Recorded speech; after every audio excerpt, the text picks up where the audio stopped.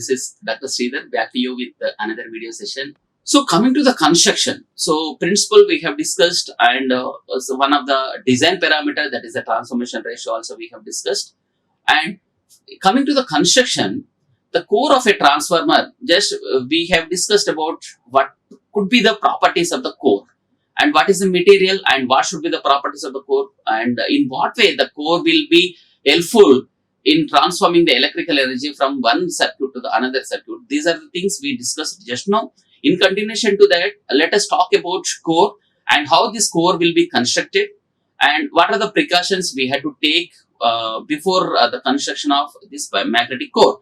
The core of a transformer is either square or rectangular based on the design, or based on the application, or based on the space available for us. Sometimes it may be constructed in the square and rectangular in size. It is further divided into two parts. One is nothing but the limb, that is a vertical line. So here, this portion is nothing but it is a limb. Sometimes this is also called as the legs. So this is nothing but the leg, and this is nothing but the yoke. So these horizontal portions, horizontally in the upward direction and in the downward direction, these are called as a yoke.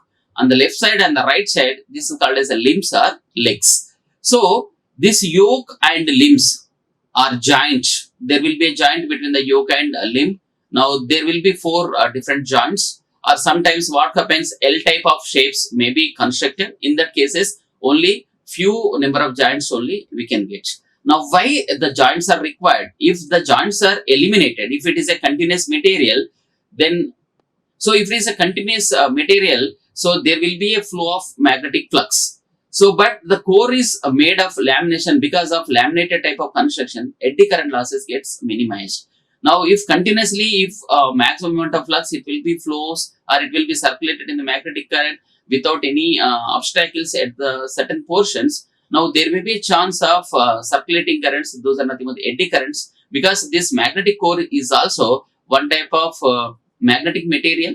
So, whenever this time varying flux flows through this magnetic core, now there may be a chance of flow of currents through a magnetic core. So this currents cumulatively, if it is added together, so there may be a chance of short circuiting maybe exist between the primary winding and the secondary winding. So in order to eliminate this, that eddy current losses we had to eliminate. So that eddy current is nothing but that will be the current because of cutting off the core with the magnetic flux. Core with the magnetic flux exists. So that will be the reason for some amount of currents flow through the core. So that currents are nothing but the eddy currents. So how this will be eliminated means by taking the lamination core, laminated completely. You have to laminate this total core, and these joints are also there, and alternative lamination sheets will be staggered together, so that somehow it will eliminate the eddy currents. So once that eddy currents are eliminated, then proportionally the losses will also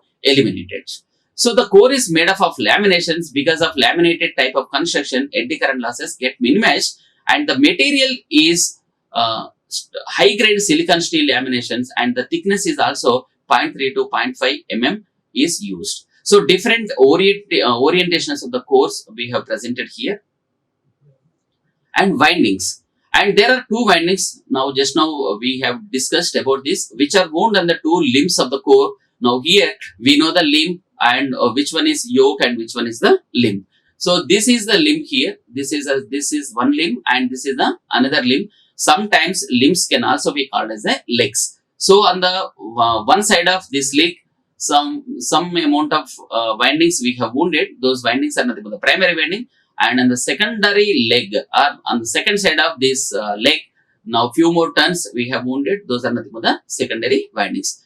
The windings are made up of copper, so that they possess very small resistance. The copper is used because that resistance, if it is as much as possible, try to reduce the resistance. So copper is a good conducting material, so that's why preferably the copper is a material is used to construct the windings. So core type of transformers. Now here, based on the construction, the transformers are classified into two. One is the core type, next one is the shell type.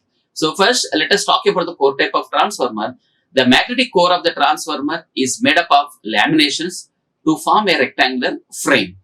The laminations are cut in the form of L-shaped strips shown in the figure below. Now see, just now also we have discussed about the core. Now there also we have represented now different L-shaped materials. Now L-shaped core segments. Now this is the one L and this is the inverse L. So like this, now the magnetic core of the transformer is made up of laminations to form a rectangular frame. So if you are joined these two segments together, now we can easily able to get a rectangular core.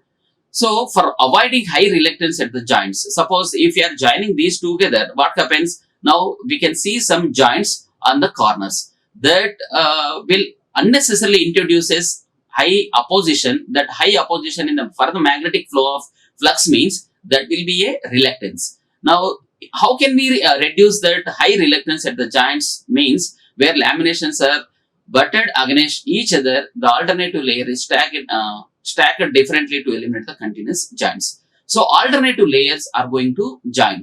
So these alternative layers are staggered. Then what happens? Now there will be a continuous continuity in the magnetic flux. Like this high opposition, that is nothing, high reluctance, somehow it can be bring to a lower value. The insulation layer is provided between the core and lower winding and between the primary and the secondary winding. So how this insulation can be provided? Now if you could observe the previous slide here, so this is the primary winding. Now primary windings are wounded on one segment or some portion of the magnetic core. Similarly, this magnetic core is connected to the secondary winding also. So that there must be insulation between the primary to the secondary and secondary to the core and primary to the core. So in all the possibilities, you have to provide maximum amount of insulation among the windings, and winding to the core means primary to the core or core to the secondary. Like this, that insulation can be provided.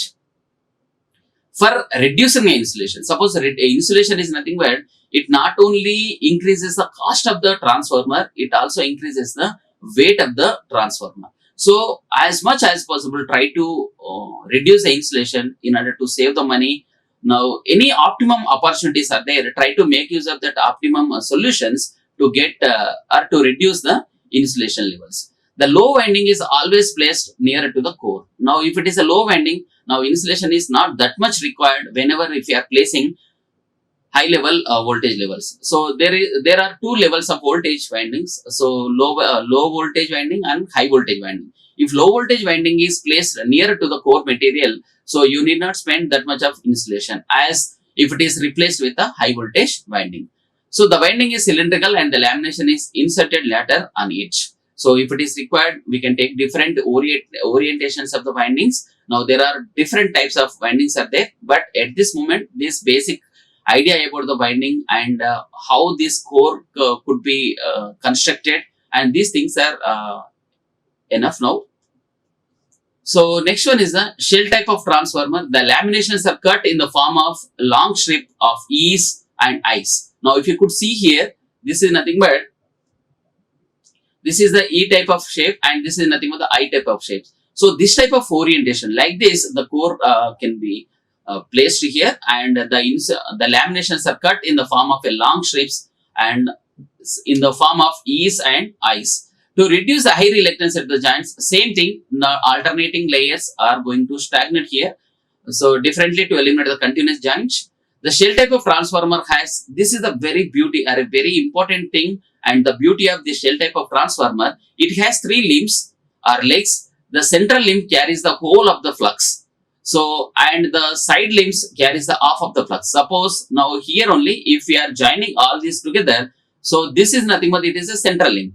The central limb will have maximum amount of flux, and what about the left side limb and right side limb? Only half of the magnetic flux, because this half it will be added here and this half is also added here. So like this, in the central limb we can see complete flux, that is the maximum flux. On either side of the legs, the two legs will only have half of the magnetic flux. Hence the width of the central limb is about double the side limbs. So in order to allow that much of flux, so the space is also constrained here. So that's why the central limb is made double as compared to the side limbs. That is nothing but the left side and right side limbs. The primary and secondary, both the windings are placed on the central limbs only. Anyhow, while we are talking about the detailed construction of the shell type of transformer, we will discuss about how the core transformer will work and the shell type of transformer will work. So to get the basic idea about the core type of transformer and shell type of transformer, these points are, I feel, is enough for better understanding. Thank you for watching this video. Thank you very much. Like, share and subscribe. Hit the bell icon for more updates.